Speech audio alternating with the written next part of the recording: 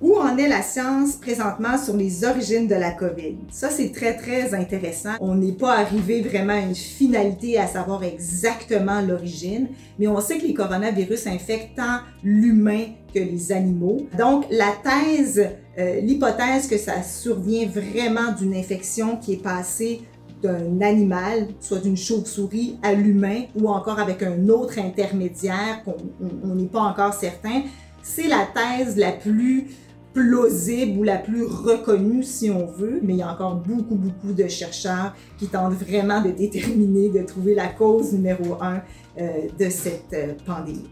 Pour terminer, on est tous vraiment tannés de cette pandémie-là.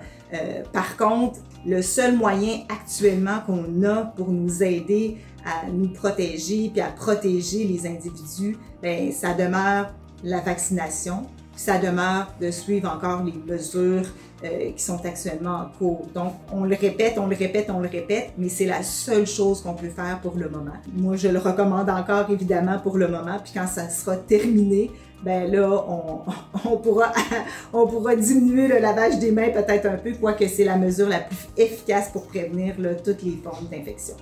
Alors moi, je suis Dr Bestman, je suis microbiologiste infectiologue à l'hôpital de l'Enfant Jésus dans le Sud Québec. Je vois des patients, mais également je supervise les laboratoires, spécifiquement le laboratoire de biologie moléculaire là, qui est responsable de faire là, les analyses, là, par exemple pour la COVID-19.